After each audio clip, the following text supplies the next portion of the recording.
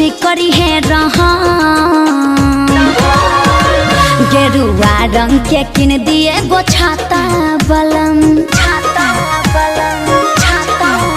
गेरुआ रंग के किन दिए गो छाता बलम लगा के जलवा ढारे जाइब हम गेरुआ रंग के किन दिए गो छाता बलम लगा के जलवा ढारे जाइब हम।